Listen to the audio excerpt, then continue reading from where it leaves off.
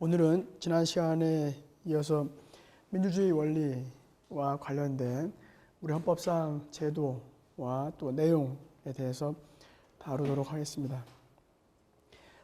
우리가 지난 시간까지 민주주의 원리에 관한 기본적인 내용을 다뤘다고 한다면 오늘은 이제 잠깐 다시 한번 검토를 해보면 민주주의라고 하는 것은 기본적으로 다수에 의한 지배가 대표적인 개념이다 라고 할 때 국민 다수에 의한 지배를 어떻게 실현할 것이냐, 국민주권 원리를 어떻게 실현할 것이냐 라고 할 때 가장 중요한 것은 국민주권이 있다 이것보다도 오늘날은 국민주권을 실질적으로 어떻게 국가의 의사결정에 반영할 것이냐 하는 것이 중요한 핵심이다라고 말씀을 드렸습니다.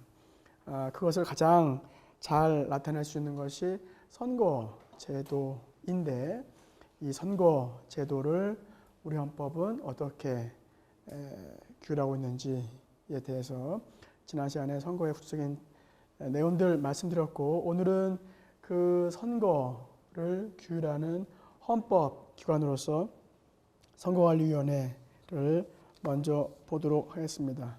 선거관리위원회 헌법 제114조부터 116조까지의 내용입니다. 지왕군 114조. 헌법 제114조 1항 선거와 국민투표의 공정한 관리 및 정당에 관한 사무를 처리하기 위하여 선거관리위원회를 둔다. 네, 기본적으로 헌법상 독립된 합의제 기관으로서 선거관리위원회를 두고 있습니다. 왜 선거관리위원회가 독립적인 헌법기관으로 격상되었습니까?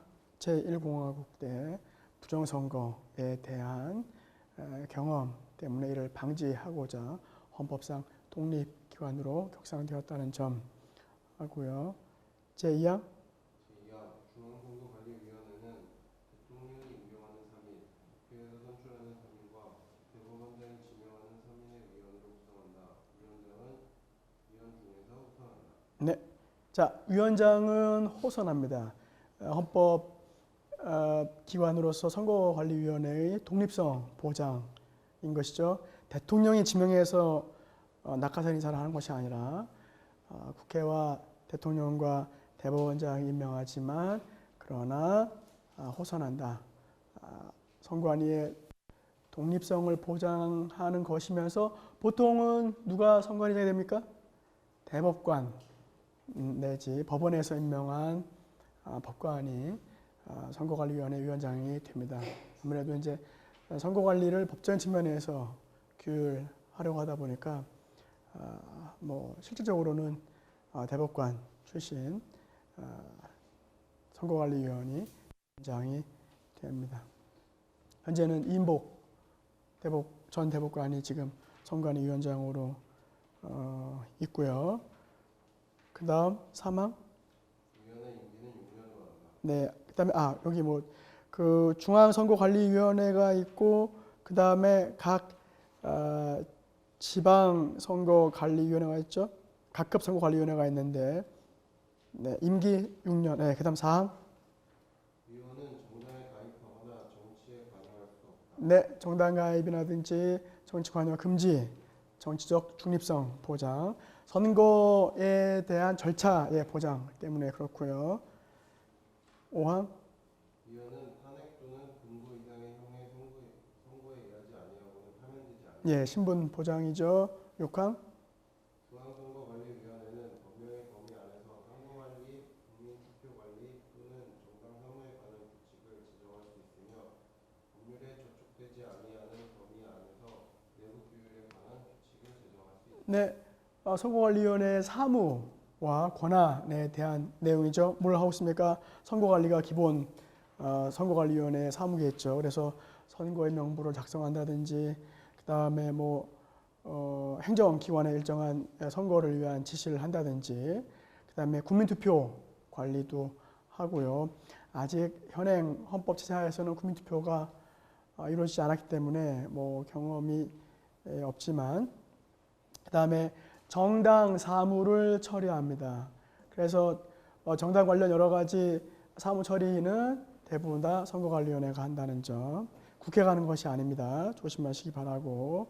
그 다음 여기에는 나와 있지 않지만 선거관리위원회법 제3조를 보시면 위탁 선거도 합니다. 뭐 어떤 걸 위탁 선거하느냐, 예컨대 국립대학 총장 선거를 한다라고 하면 이것은 공직선거라고 보기는 어렵습니다. 그런데 각급 선거관리위원회에 위탁을 하게 되면 선거관리위원회가 공정한 선거를 위해서 위탁 선거를 위탁 선거 관리를 하게 됩니다. 그 다음 정치자금에 관한 내용은 역시 선관위가 규율하게 되어 있고요. 그 다음 그 밖에 6항에서 보았듯이 그 밖의 사무에 대해서도 일정한 규칙, 재정 권한이 있습니다. 7항 각급 선거관리위원회의 조직, 직무 범위, 기타 필요한 사항은 법률로 정한다. 네, 그래서 선거관리위원회 종류는 중앙선거관리위원회가 헌법상 기구로 있고요. 그 다음 각급 뭐 지역 단위 선거관리위원회가 있습니다. 한 가지 선거관리위원회의 권한 행사와 관련돼서 우리 헌법재판소 판례를 보시면, 여러분들 선거관리위원회법 제14조의 2를 보시면 이제 선거관리위원회는 몇 가지 권한을 행사할 수 있는데, 예컨대 중지, 경고, 시정명령 등을 할 수가 있습니다. 근데 우리 헌법재판소 판례를 보시면 경고는 헌법소원 심판 대상의 공권력 행사라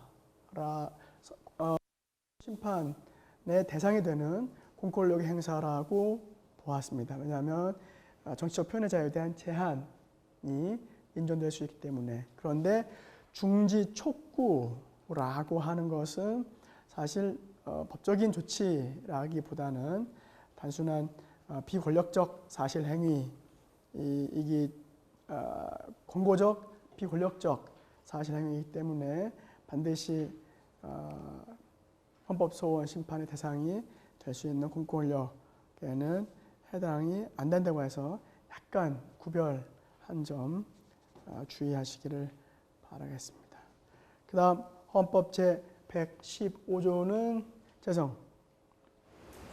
제115조 제1항 각급 선거관리위원회는 선거임명부의 작성 등 선거사무와 국민투표사무에 관하여 관계 행정기관에 필요한 지시를 할 수 있다. 네, 선거사무와 관련된 행정기관에 대한 권한이고요. 2항. 제2항의 지시를 받은 당의 행정기관은 이에 응하여야 한다. 네, 그래서 실제로 선거 때만 되면 행정기관의 선관위가 일정하게 지시를 내려보내고 있습니다. 제116조는 주성군. 제116조 1항 선거운동은 각급 선거관리위원회의 관리하에 법률이 정하는 범위 안에서 하되 균등한 기회가 보장되어야 한다. 네, 2항. 선거에 관한 경비는 법률이 정하는 경우를 제외하고는 정당 또는 후보자에게 부담시킬 수 없다. 네, 116조는 선거운동에 관한 규율입니다. 선거운동을 선거관리위원회가 어떻게 할 것인가에 관한 규율인데요. 주성군, 선거운동이 뭐예요? 당선을 위한 홍보. 네. 우리 선거관리위원회법 혹은 공선법 어디에 선거운동에 대한 법률상 개념이 규정되어 있나요? 규정되어 있습니다. 어디에 있어요? 공직선거법 제58조 제1항을 보시면 공선법 제58조 1항 창엽 혹시 묻혀놨어요?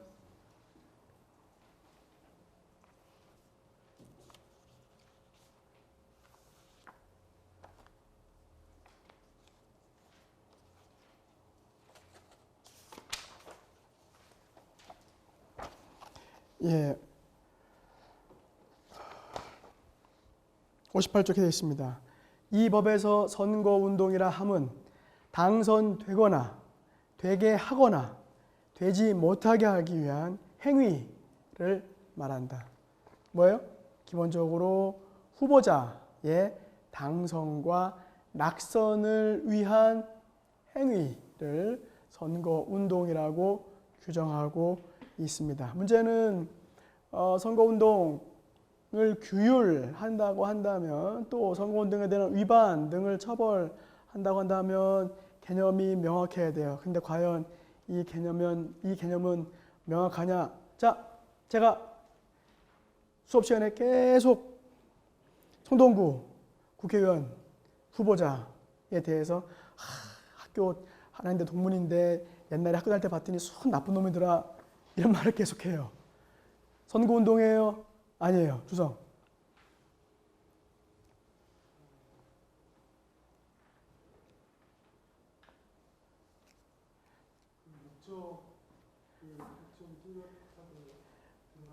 네, 선거운동이라는 개념을 명확히 확정할 수 없으면 그 행위가 그 개념에 포섭되는지 판단할 수 없습니다. 그래서 뭐가 필요하다? 선거운동이라고 하는 것에 대한 명확한 개념이 필요하다. 과연 우리 법률 되게 하거나 되지 못하게 하거나 하는 것에 포함될 수 있냐에 대해서 헌법재판소 판례는 몇 가지 요건을 정했습니다. 자, 헌법재판소 판례를 보시면 기본적으로 첫 번째 뭐가 필요하다? 당선되게 하거나 당선되지 못하게 하거나 라고 하는 목적이 필요합니다. 두 번째 뭐가 필요해요? 그 목적을 객관적으로 인식 가능해야 합니다. 그러니까 여러분들이 보실 때 정문식 교수가 누군가를 떨어뜨리려고 하는구나. 혹은 누군가를 붙이려고 하는구나. 뭐예요? 누구를 당선시키게 하거나 누구를 낙선시키게 하거나 하는 목적이 객관적으로 인식 가능한 거냐라고 하는 점입니다. 세 번째 뭐예요? 능동적이어야 돼요. 그러니까 단순히 그냥 가만히 생각만 하고 있는 것이 아니라 기본적으로 특별한 조치를 취해야 되고요. 그 다음에 계획적이어야 됩니다. 물론 이제 이런 거는 약간 좀 이제 왜 대통령 행위에 대해서 비난이 있었지만 그러나 그것을 문제 삼지 못했는가라고 하냐면 이게 단순 일회성이라고 한다면 그것을 능동적이거나 계획적이었다고 평가하는 데 있어서 약간의 한계가 있지 않았을까. 그래서 이를 구체적인 법적 문제로는 삼기가 어려웠을 것입니다. 자, 헌법재판소가 이러한 인정한 선거운동의 개념을 보면 조문은 낙선시키거나 혹은 당선시키기 위한 행위인데 그 요소로는 그 낙선과 당선이라고 하는 목적이 필요하고 그 목적을 객관적으로 분명히 인식할 수 있어야 되고 이에 대한 능동적인 행위가 필요하고 이를 계획적으로 실현한 것이 확인될 수 있다면 선거운동으로 볼 수 있습니다. 하지만 그 요소들 중에 몇 가지가 빠져 있다면 선거운동으로 보기는 쉽지가 않다. 자, 이러한 선거운동의 법적인 성격은 뭐냐라고 했을 때 기본적으로 정치적 표현의 자유라고 말할 수 있습니다. 그렇죠? 누구를 내가 정치적으로 지지하는 것은 정치적 표현의 자유의 한 내용이죠. 그런데 우리 헌법재판소는 선거권의 한 내용으로도 보고 있습니다. 본래 선거권의 의미를 좁게 본다고 한다면 단순히 투표에 관한 기본적 권리인데 우리 현재는 선거운동도 여기에 포함되는 것으로 보고 있습니다. 자, 한 가지 규백, 의문이 있어요. 선거권, 정치적 표현의 자유, 특히 정치적 표현의 자유라고 한다면 자유권적 성격이 강하잖아요. 근데 우리 헌법 제116조이라는 걸 보면 뭐라고 되어 있어요? 헌법 조문 자체?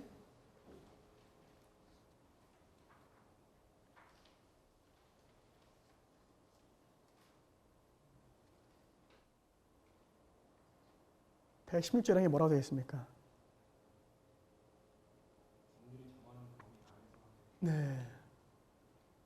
법률이 정하는 범위, 어디에 맞는 기본권 규정입니까? 법률이 정하는 범위. 자유권에 맞는 개념이에요?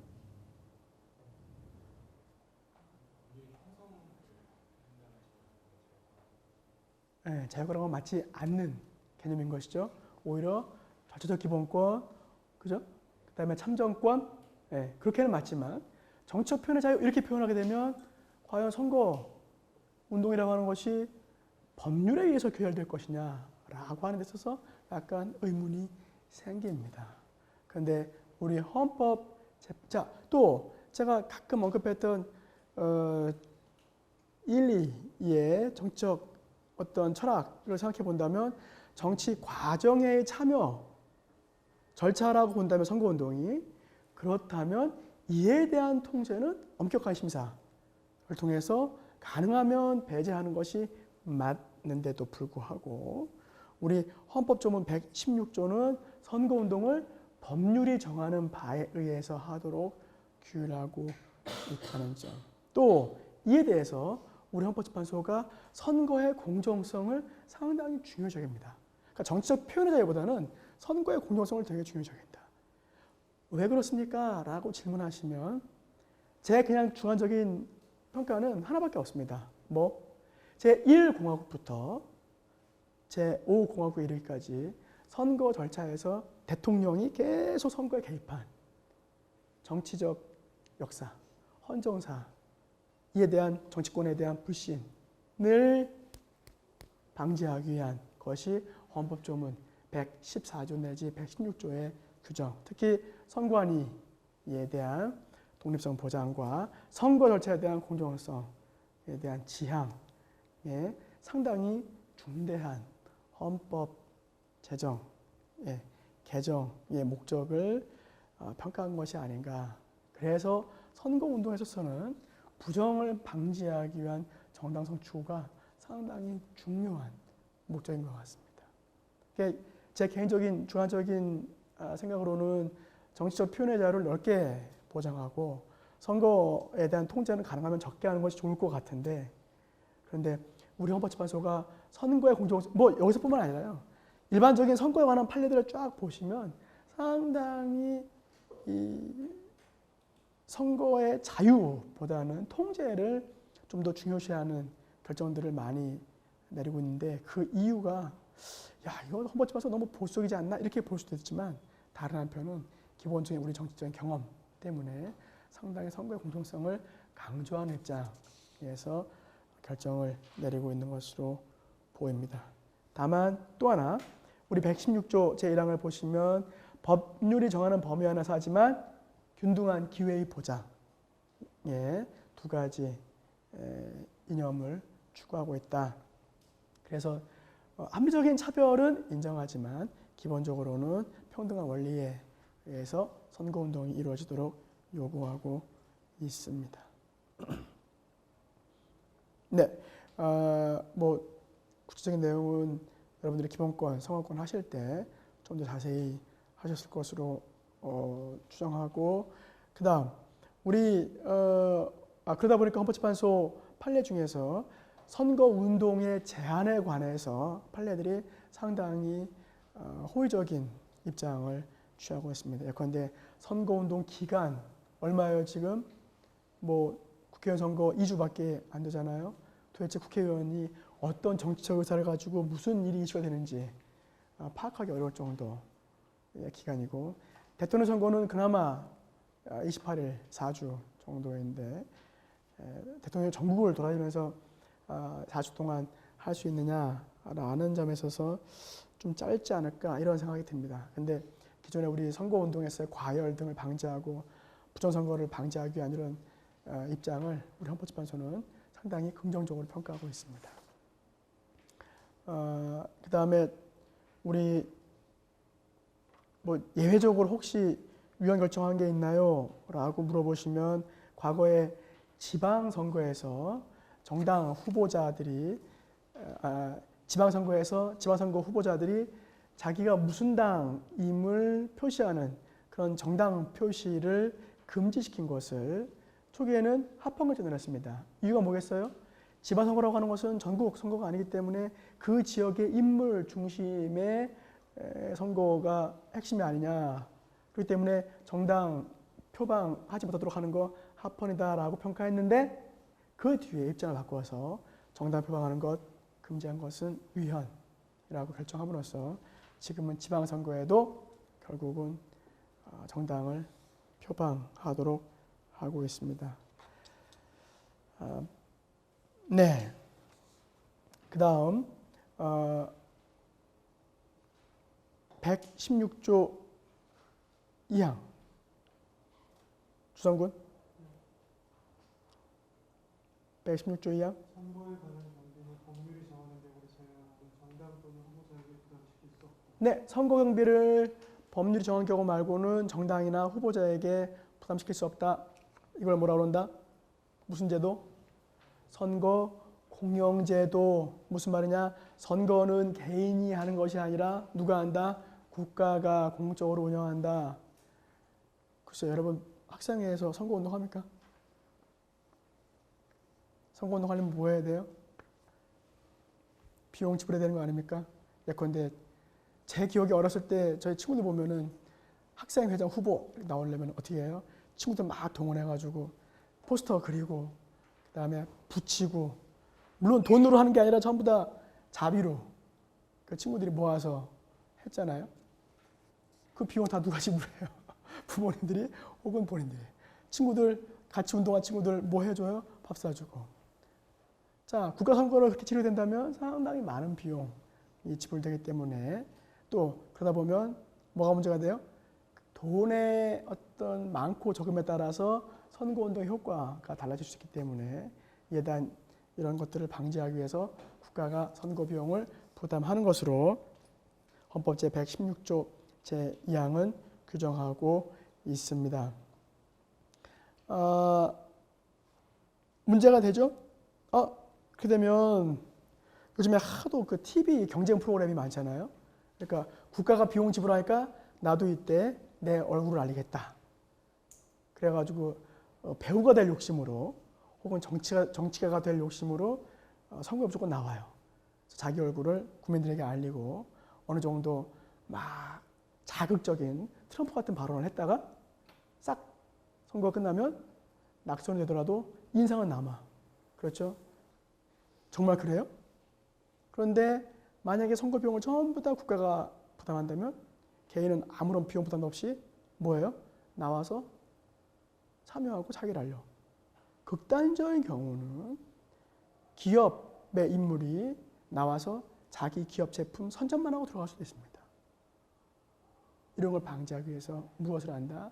함부로 나와서 선거에 대한 남용을 하지 못하도록 하기 위해서 일정하게 기탁금을 내도록 하고 특정한 정도의 국민들의 지지를 얻지 못하는 경우 그 기탁금을 전부 다 국고에 반납시킴으로써 이러한 남용적인 측면을 규율하고 있습니다. 이제 이 선거 비용과 관련돼서 미국은 선거 자금을 상당히 많이 모집을 하고 있잖아요. 우리는 상당히 많이 규율을 하고 있는데 이건 뭐 나중에 다시 보겠지만 사실 개인적인 지지에 따라서 많은 사람들이 기부금을 낸다라고 하는 것은 정치적 의사의 표현을 본인이 얻고 있다는 확인이기 때문에 이것을 통제하는 것은 사실 좀 문제가 될 수 있습니다.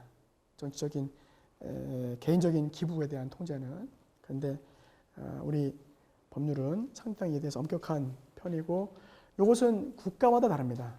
예컨대 지금 미국 대선에 있어서 미국도 선거 공영제 성격이 있습니다. 그래서 국가가 연방이 선거 자금을 지원할 수 있어요. 다만 국가가 선거 자금을 지원하면 개인은 선거 자금을 모집할 수 없습니다. 그러니까 판단해야 돼요. 내가 국가의 도움 받지 않고 혼자서 모집하는 게 더 많은 비용을 얻겠다. 그러면 국가 지원 받지 않습니다. 힐러리나 트럼프 다 그렇습니다. 그냥 본인 돈으로 하거나 아니면 모금해요. 왜? 국가가 주는 것보다 훨씬 더 많은 돈을 얻을 수 있기 때문에. 훨씬 더 많은 비용을 써줬기 때문에. 그런데 그만한 능력이 안 될 것 같다? 그러면 국가의 도움 받을 수 있습니다. 다만 일정하게 제한적으로만. 뭐 그런 차이가 있는데 우리는 상당히 제한적으로 선거 자금에 대한 나중에 보겠지만 규율을 받고 있습니다. 하지만 이런 것은 정치적 표현의 자유라고 본다면 정치적 표현의 자유에 대한 제한적인 성격을 가지고 있다. 이렇게 말씀드릴 수 있고요. 자, 선거에 대한 내용은 그 정도로 하고요. 그다음에 이런 선거도 결국은 국민들의 지지 의사에 관련된 내용이기 때문에 우리 헌법 전체에 흐르는 하나의 원리로서 다수결의 원리가 결국 국가의 의사, 국민의 의사를 결정하는 기본적인 원리로서 인정되고 있습니다. 자, 다수결 법학과 학생들의 가장 큰 특징은 수에 약하다는 것이긴 하지만 인영군, 다수결 원리 뭐예요? 개념적으로 볼 때 다수결 원리란 그냥 일반적인 의미로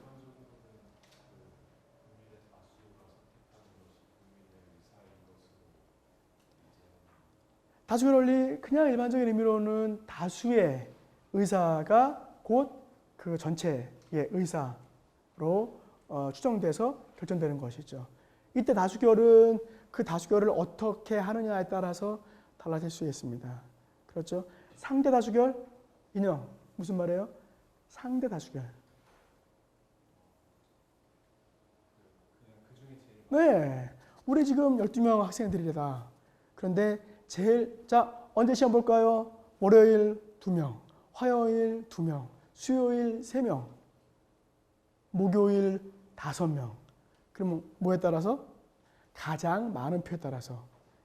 반대표가 훨씬 더 많은데도 불구하고 상대 다수결, 상대적으로 가장 많은 지지를 얻는 사람들의 입장을 전체의 의사로 무엇을 위해서? 소위 말하면 최대 다수의 행복을 추구하는 것이 가장 합리적으로 본다는 전제하에서 그렇습니다. 자, 일반 우리 그 헌법에 규정된 여러 가지 다수결 원리들을 볼 수 있는데 또 법률에 규정된 다수결 원리들을 볼 수 있습니다. 예컨대 기본적으로 일반 동족수 어떻게 규율하고 있어요? 우리 헌법은 몇 조? 헌법 제 49조에 보면 인형 뭐라고 정하고 있다? 국회는 헌법 또는 법률에 특별한 규정이 없는 한 제적위원 과반수의 출석과 출석위원 과반수의 찬성으로 의결한다. 네, 왜 국회라고 표현하고 있죠? 전체가 아니라 다른 국가 기관들과 달리 국민의 대표로 구성된 합의제 기관이기 때문에 합의체 기관이기 때문에 국회에 관한 규율이 필요하고요. 사법적인 것, 헌법재판에 관한 것은 특별히 따로 법률로 규정을 두어서 전문적 기관의 판단을 요청하고 있고요. 대통령은 독임제 기관이기 때문에 그런 다수결이라고 하는 것이 별로 필요성이 적고요. 뭐 이런 이유 때문이라고 말할 수 있는데 뭐 거기만 있나요? 꼭 그런 것은 아니지만 대부분이 다 국회와 관련된 규정에 있죠. 자, 절대 다수결, 절대 과반수 어디 있습니까? 예컨대 그 개념은 뭐예요? 제적 과반수라고 보통 보죠. 예, 구성원 전체. 한 가지 조심할 것. 제적은 뭐가 제적이에요?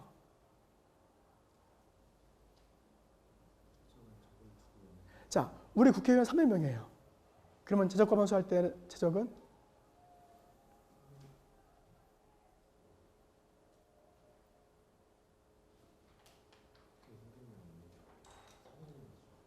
300명? 진짜?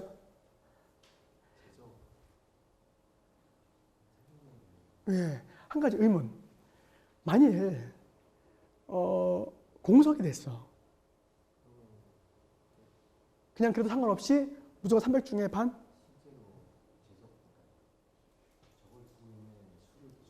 예. 그러면 150명이 될까요? 아니면 줄까요? 누군가 법정 절차에 의해서 국회의원 직역을 상실했어요. 아직 보궐선거하지 못했습니다. 네. 자, 300이 과반일까요? 아니면 줄어든 인원수의 과반일까요? 기본적으로 제적의 의미는 보통은 300이 아니라 법적인 효과에 의해서 나간 사람들 뺀 숫자의 과반입니다. 그러니까 제적의 의미 조심하시기 바랍니다. 물론 이런 거 이제 시험 문제 안 나오겠지만 나중에 의결 상황이 되면 여러분들이 법적인 판단을 잘 하시기를 바라겠습니다. 그 다음 가중다수결 인형 계속해서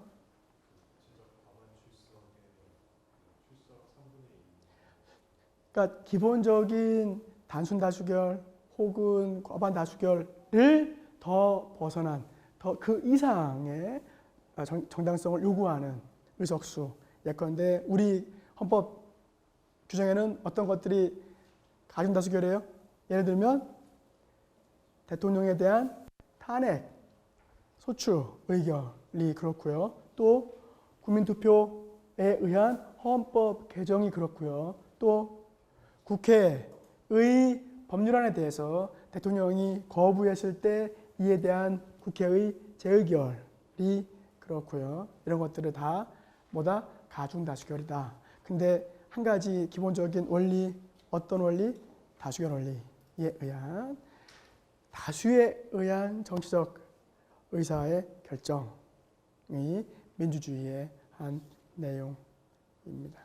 자, 한계 혹은 비판 어떤 것들이 있을까요? 자, 다수가 지지한다고 그게 옳으냐? 이 문제는 반드시 그렇지 않습니다. 그렇죠? 뭐 대표적으로 지구는 평평하다.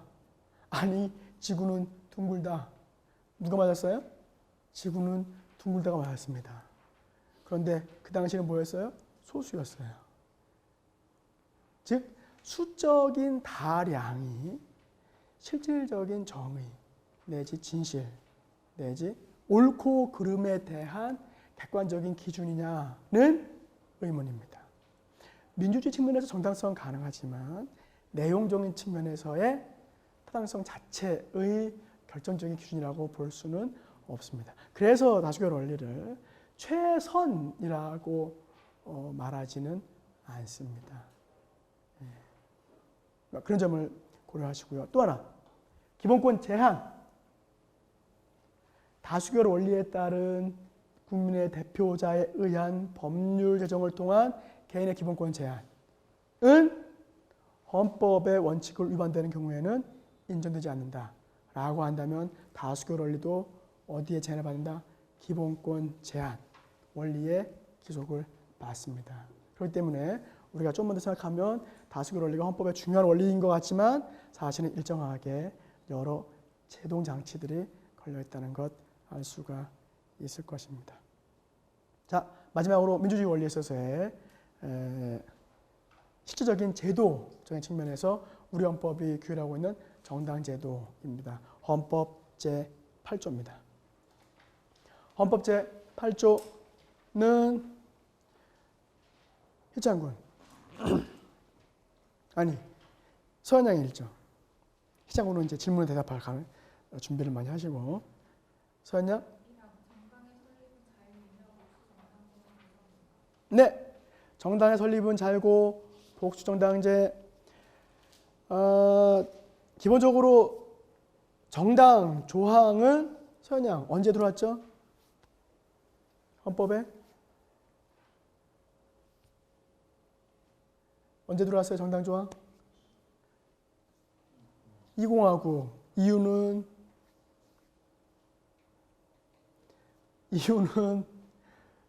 선거위원회와 비슷하게 들어왔습니다. 이유는 역시 제1공화국에서 이승만 대통령의 독재에 대한 정당의 보호, 자유당이 군대, 경찰 다 장악하고선 선거까지 독재를 했기 때문에 그에 대한 어떤 반발로서 정당의 보호 진보당 사건 같은 경우 문제가 됐기 때문에 규정이 되었고요. 처음에는 정당은 결사의 한 특별한 보호로서 들어왔습니다. 그러다가 3공화국 때 현재의 정당 조항이 들어왔고요. 4공화국 때 정당에 대한 특권들이 없어졌다가 5공화국 때 국고보조까지 들어와서 현행 조문의 틀을 완성하게 되었습니다. 원래 정당은 가만히 있어봐. 우리 정치학과 출신이 없나요? 영문, 교육, 정책. 네. 정당의 발전? 정치학 배우지 않나요? 배웠죠? 정당 제도론 안 배웠습니까? 네. 정당은 본래 그냥 원래는 정당이라는 것 자체가 어떤 제도를 가지고 발전한 것은 아닙니다. 그렇죠? 정치를 하기 위해서는 개인들이 서로 특정한 파당을 이루어서 특정 세력을 이루어서 어떤 주도를 하는 것이기 때문에 뭐 정치사 전체 전 세계적으로 본다면 좀 다를 수 있는데 미국의 경우에는 초반에 정파에 대한 입장이 상당히 비판적이었습니다. 왜냐하면 우리 지난번 토요일 날 수업할 때 그랬잖아요. 정당이 뭐예요? 라고 물어보니까 정당이 뭐라고요? 정권을 추구하는. 자, 이게 본래 정당 초기에 이제 정치사 측면에서 볼 때 결국은 그것을 추구하는 사람들의, 그러니까 어떤 파당적 입장을 가진 사람들의 모임이었기 때문에 일반 시민 편이나 정치 엘리트들이 볼 때는 상당히 그 자기 사익만을 추구하는 인적인 집단체였습니다. 그러다 보니까 정당에 대한 이미지가 별로 안 좋았어요. 그러다가 이것을 헌법 차원에서 하나의 제도로 보장한 것은 그렇게 오래되지는 않았습니다. 그런데 우리 헌법 조문도 결국 독일 헌법이나 프랑스 헌법과 마찬가지로 그 제한헌법 때 초기에는 없었던 거예요. 그런 여러 가지 이유 때문에. 그냥 왜 일반적인 결사체니까. 다른 결사체와 다를 게 별로 없어요. 뭐 농구인 모임 하고 정치적인 특정 입장을 따른 사람들 모임하고 차이가 뭐가 있어요? 별로 차이가 없습니다. 그런데 헌법상 우리 헌정사를 통해 볼 때 정당에 대한 보호가 없으니까 얼마나 정치적 탄압이 자유롭고 독재가 쉬웠는지를 깨닫게 되면서 정당을 독일이나 프랑스 헌법처럼 규정하게 되었습니다. 자, 정당의 어떤 성격이 무엇이냐에 대해서 여러 가지 이야기를 할 수 있는데, 그건 좀 이따가 나중에 정당의 성격을 다시 한번 구체적으로 보고요. 먼저, 뭐 이러한 정당이 그래서 현재적으로는 발전하면서 어떤 헌법적인 이론의 변화를 가져왔느냐라는 측면만 본다면 오늘날 국민대표가 뭐다? 더 이상 국민대표가 아닌 정당의 대표가 된다는 점.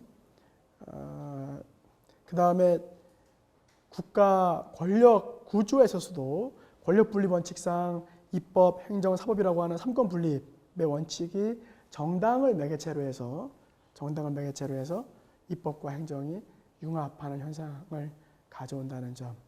그래서 실제 정치에 있어서 그다음에 국가 권력에 있어서 여러 가지 모습의 변화를 가져오고 있습니다. 자, 이것을 헌법재판소 내지 기존의 법 체계가 얼마나 수용할 것이냐 하는 것이 오늘날 헌법학 쪽에서는 중요한 과제일 것 같습니다. 이제 왜냐하면 만약에 국회의원들을 정당의 대표로 보기 시작하면 뭐가 되는 거예요? 국회의원들이 국민의 대표라고 하는 의미는 점점점 없어지게 되는 겁니다. 그러니까 우리 현실이 정당 국가, 정당들이 정치적 세력을 형성하는 중요한 지위를 차지하고 있다라고 하는 것을 인정하는 만큼 국회의원들의 국민 대표성은 점차 약화되기 때문에 기본적인 국민주권 원리와 관련돼서 새로운 이론 정립이 필요한 것으로 보입니다. 자, 그러한 갈등 관계가 있고요. 우리 헌법재판소는 이러한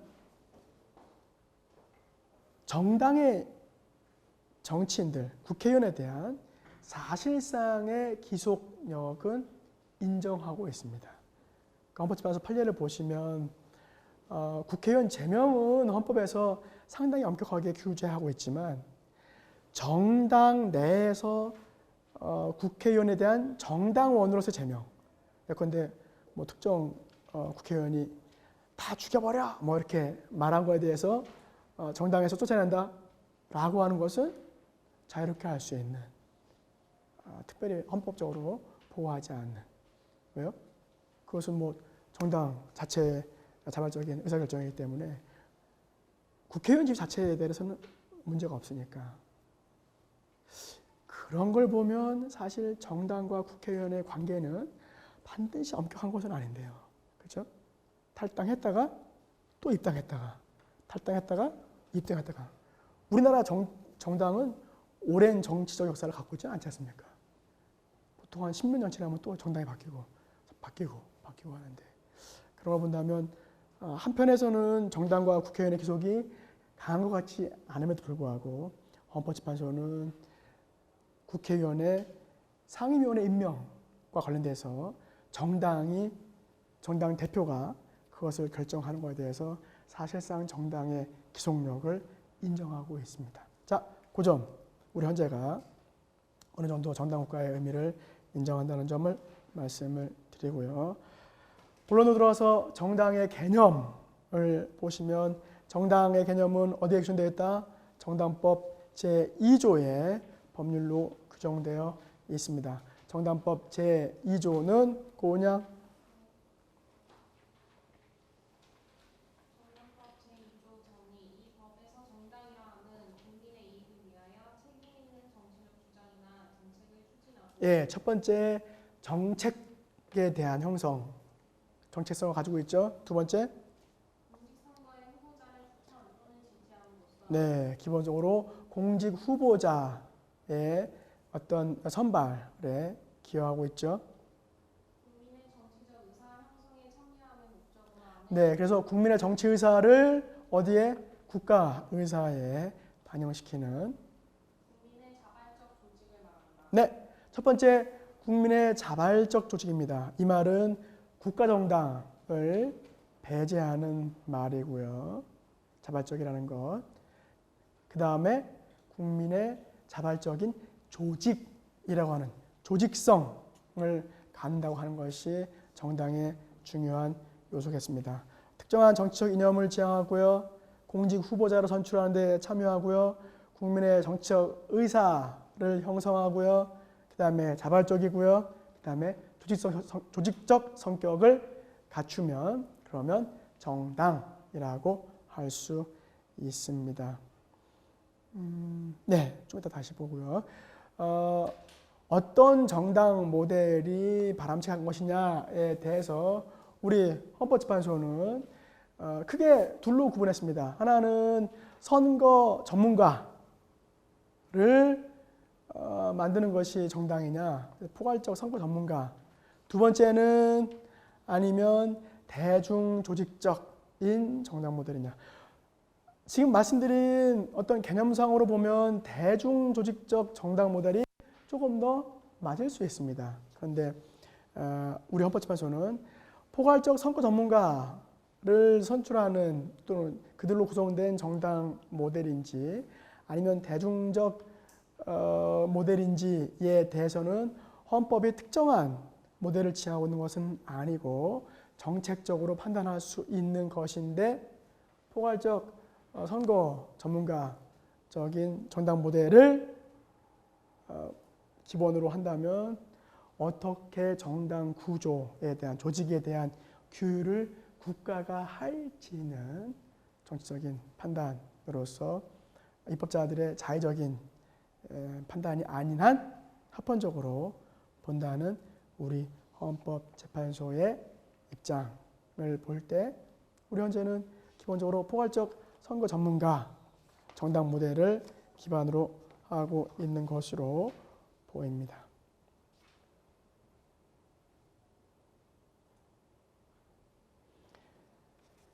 네, 그 다음 정당의 법적 성격. 고은양, 정당은 기본적으로 법적 성격이 어떻다고요? 민사적인 측면에서 보면 정당은 뭐예요?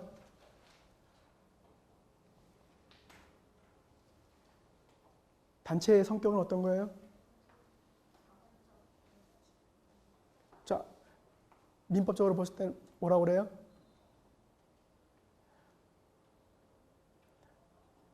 사인?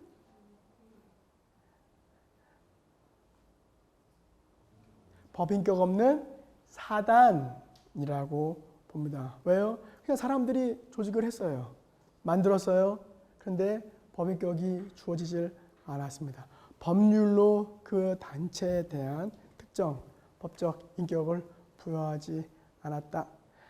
하지만 우리가 좀 생각해 보면 사실 정당 자체가 권한이 없나요?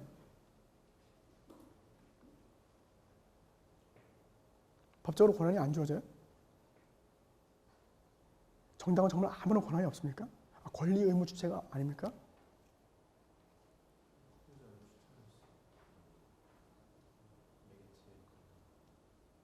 또 권리 의무 주체. 어떤 권리가 있어 정당?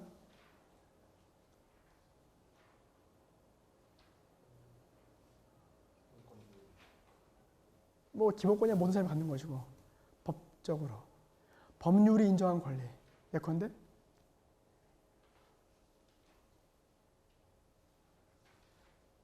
이번에 국민의당이 작은 정당이야. 그래서 다음번 20대 국회에서 국가보조금 지급 안 해. 가능합니까? 국민의당에 대해서 국고보조금을 지급을 안 해요. 가능해요?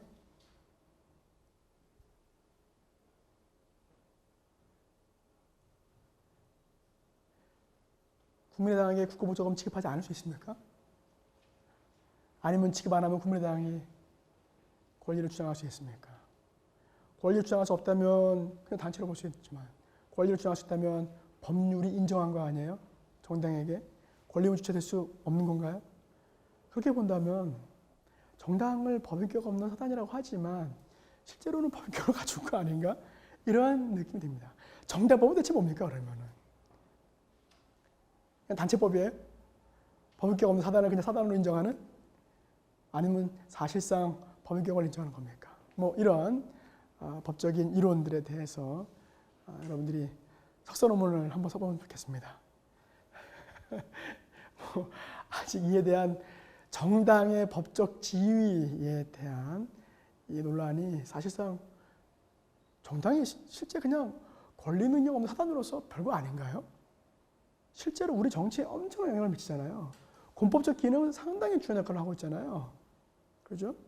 그렇다고 한다면 이에 대한 헌법에서 규정했다고 한다면 당연히 법률에서도 일정하게 그 지위에 대해서 법인격에 대해서 분명히 규율할 수 있지 않을까 싶은데 우리 학계에서는 이에 대해서는 더 이렇게 활발한 논의는 없는 것 같습니다. 예컨대 법인격 없는 사단이 법적인 공식적인 입장이지만 헌재와 대법원은 이렇게 보고 있습니다. 법인격 없는 사단. 그런데 헌법은 헌법에서 특별히 보호하고 있는 것이 아니냐. 다른 어떤 조직이나 단체가 헌법의 보호를 받습니까? 그것도 특정하게. 그럴수록 뿐만 아니라 제도적으로 라고 본다면 헌법적인 성격을 갖는 기관이 아닌가. 정당이라고 하는 것이. 다른 한편 아까 정당의 개념에서 국민들의 정치적 의사를 국가의 의사에 반영하는 기관이라고 한다면 공법적 기능을 하는 기관으로 사법적으로 구성되었지만 공법적 기능을 하는 기관으로 볼 수 있지 않을까 그런 생각을 해봅니다. 자, 정당의 기능 아까 말씀드렸듯이 우리 정당법 개념에도 나왔듯이 국민의 정치 의사를 전달하는 도관이라고 보통 이야기합니다. 도관 뭘 번역한 거냐? 이게 transmissions remain이라고 하는 독일말, 독일 판례에서 그런 표현을 쓰기 때문에 전달하는 이제 어떤 관이다 이렇게 보시면 되겠습니다.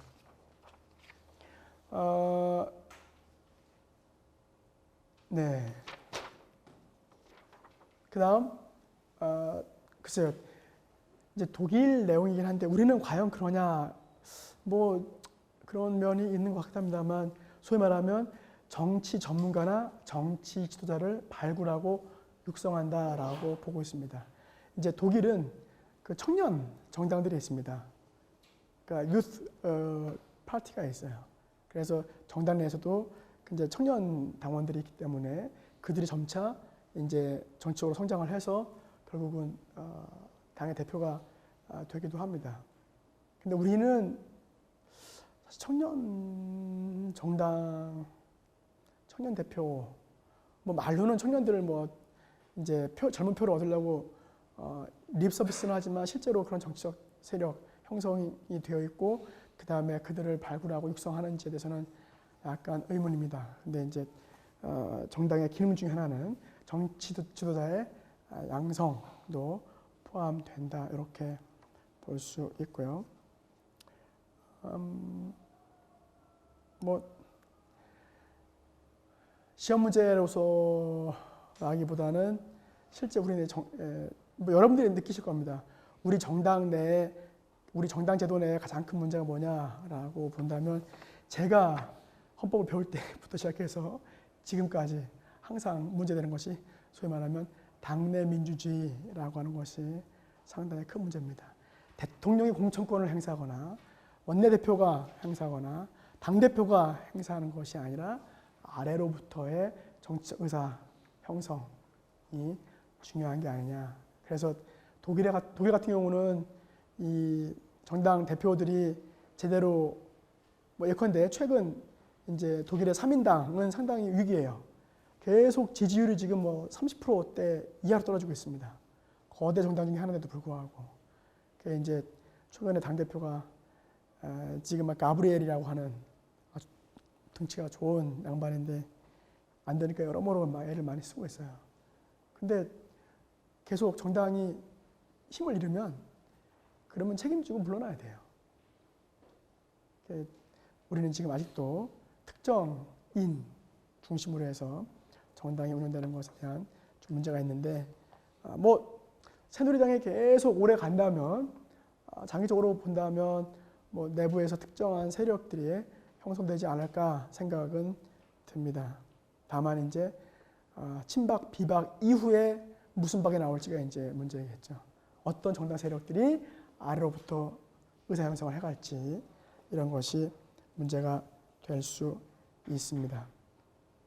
이러한 당내 민주주의를 법률상 그러다 보니까 보장하고 있습니다. 예컨대 정당 내부의 의사결정을 반드시 민주적인 방법으로 할 수 있도록 대표적으로 공천 과정을 선거에 의해서 하도록 규율한 제도들이 있고요. 이제 하도 여성 대표들을 잘 안 뽑으니까 법률로 강제해서 여성 대표들을 추천하도록 하는 게 이게 당내 민주주의인지 잘 모르겠어요. 근데 이제 소위 말하면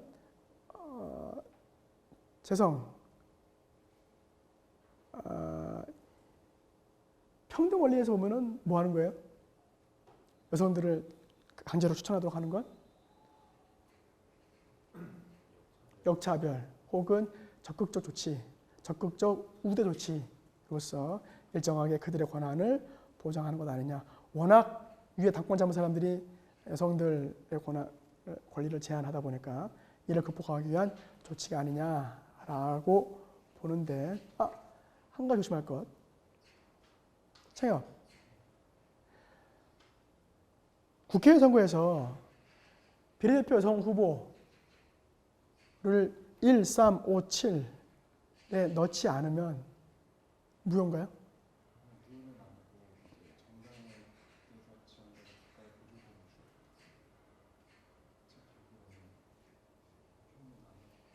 네. 그럼 언제 무효예요? 무효가 있어요. 언제 무효? 지방 선거에서 비례대표 하는데 여성을 1357에 넣지 않으면 후보 등록을 할 수 없습니다. 여러분 그 조문 조심하십시오. 그런데 뭐는 국회의원 선거는 아니에요. 그런데도 왜 해요? 하는 이유? 뭐 때문에? 국고보조금 때문에. 왜요? 비례대표 50% 국고보조금 받을 수 있는 자격을 갖추기 위해서. 그러니까 돈 때문인 거죠. 자, 그렇다는 점 조심하시기 바라고요. 여성 할당제에 대해서 한 가지, 이 정당의 공천 과정이 비민주적이면 사법심사 통제할 수 있느냐와 관련해서 조금 여러분들이 조심할 게 있습니다. 제가 이제 두 가지 사건 올려놨는데요. 정당 공천의 효력을 무효로 한 경우가 있고 추천력을 인정한 경우가 있는데, 이건 사안이 약간 좀 차이가 있습니다. 첫 번째, 군산에서인가 민주당 사건이었을 거예요, 아마. 뭐였냐면 당내 경선 하지도 않았어요. 아무 이름도 없었는데 공천 후보자가 된 겁니다. 그러자 그 공천에 대한 효력에 대한 그 정지를 요청한 것에 대해서 법원이 효력이 없다라고 해서 인정한 것입니다. 그러니까 아무런 절차도 거치지 않았는데, 그러니까 경선을 하긴 했어요. 그런데 실제 후보는 누가? 딴 사람이. 그러니까 문제가 돼서 법원이 그 절차를 인정하지 않은 것이고, 이 뒤에 사건은 뭐냐면 등록까지 했어요. 다 마쳤어. 그랬는데 효력에 대해서 문제를 제기하니까 법원이 이게 고민을 했습니다. 제가 공소법 50조라고 한 건 뭐냐면, 공소법 규정에 이미 딱 등록을 하게 되면 더 이상 바꿀 수가 없는 법률이 있습니다. 그래서 법조문 때문에 그 이상에 대해서는 하지 않은. 그러니까 기왕 만약에 공천하려면 어떻게 해야 돼요?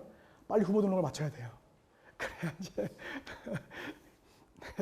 이 두 사건은 이제 법원이 적극적으로 개입했다, 개입하지 않았다 이렇게 볼 만한 사건은 아닌데, 그러나 내용적으로 봤을 때는 이제 후보 추천에 대해서 효력 인정하지 않은 과정이 문제가 있기 때문에, 비민주적이었기 때문에, 두 번째는 이미 후보자 등록을 마쳤기 때문에 더 이상 개입하는 것은 문제가 된다고 보는 그런 법원 사건이었다라고 하는 점 조심하시기 바랍니다. 자, 이러한 정당의 개념에 이어서 정당의 자유에 대해서 보도록 하겠습니다. 정당의 자유, 정당의 자유라고 하면 정당 설립의 자유부터 해서 정당 활동의 자유까지 상당히 넓은 개념으로 이야기할 수 있겠습니다. 아까 헌법 제8조 1항 누가 읽었죠? 고은양 읽었나요? 서현양 읽었나요? 네. 서현양. 아니다. 이거는 주성. 8조 1항은 어떤 내용을 보장하고 있죠? 8조 1항은 설립은 자유이며 복수 정당제는 보장된다. 그러면 의문이, 정당 설립은 기본권인가요? 아니면 복수 정당제라고 하는 제도 보장인가요? 네. 하지만 제도 보장과 기본권 보장에 있어서 어떤 것이 더 강력한 보장을 이룰 수 있습니까? 어떤 것이 더 강력한 보호를 받아요? 기본권이 좀 더 강력한 보호를 받는다고 한다면 무엇으로 가는 게 좀 더 유리한 거예요? 네, 기본권으로 보는 것이 조금 더 유리한 것 같습니다. 그래서 현재 판례도 보면 이 부분을 기본권으로 언급한 판례가 있습니다. 거기 달아놨나요? 179번? 혹시? 네. 뭐라고 되어 있어요? 정당하게 인정되는 기본권이다 라고 본 점, 제도 보장으로 언급할 수도 있습니다. 복수 정당 제도의 보장으로도. 그래서 법률로도 복수 정당제는 금지할 수 없는, 규제할 수 없는, 그렇게 볼 수도 있는데 자유적인 측면에서 본다면 기본권이 좀 더 강력한 보장이라고 보여지기 때문에 우리 헌재는 기본권으로 표시한 것 같습니다. 복수 정당제도 보장이 아니기 때문이 아닙니다. 그 점 조심하시기 바라고요. 그러면 기본권이라고 한다면 기본권 주체, 재선권 주체,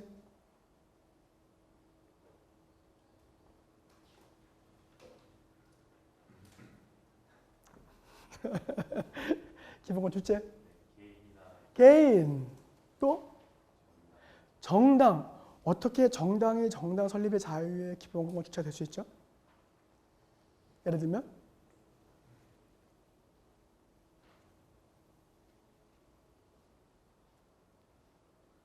우리 지금 3당이잖아요. 그런데 국민의당과 더민주가 통합할 수 있습니까? 없습니까? 그러면 그때 정당 설립의 자유의 주체는 누구예요? 개인이기도 하지만 정당이기도 하다라고 본다면 정당도 역시 당연히 기본권 주체가 될 수 있는 것이죠.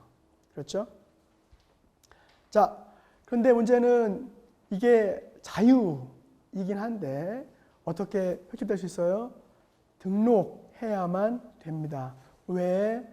아까 이야기했던 정당의 개념이 국민의 자발적 조직성을 요구하기 때문에 법률에서도 정당에 대해서 등록해야만 이를 인정하고 있습니다.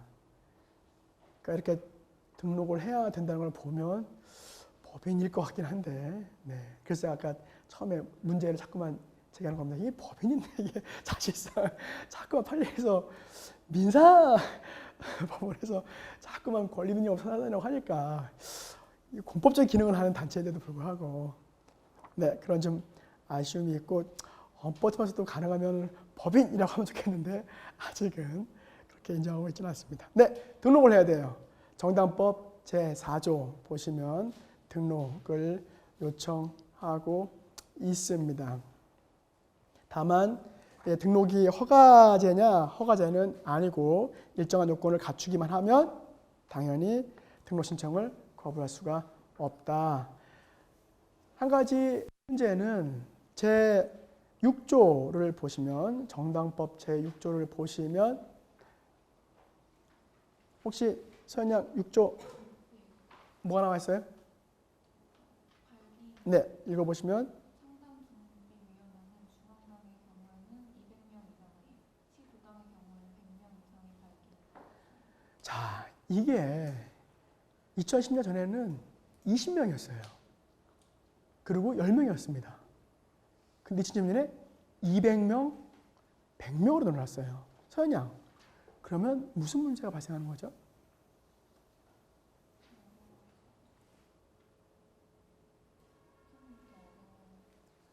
그러면 정당 설립의 자유를 제한하는 건가요? 아니면 보장하는 건가요? 인원수 늘렸어. 자, 200명 안 되면 안 돼.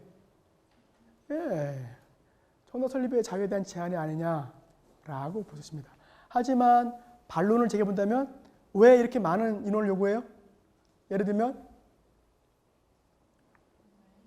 네, 군소정당의 난립을 방지하고 조금 더 국민의 의사를 많이 제대로 반영하는 정당의 보호, 보장을 위해서라고 말할 수 있는데 자칫 거대, 기존 정당에 대한 보호만 될 수 있는 것은 아닌가라는 의문이 듭니다.